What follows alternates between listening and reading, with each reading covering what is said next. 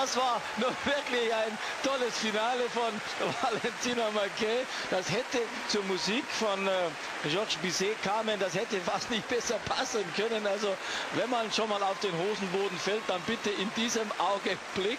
Und mit dem Takt. Und mit dem Takt. Sensationell, wie Valentina Marquez ihr Kurzprogramm beendet hat. Das ist ja schon stark gewesen.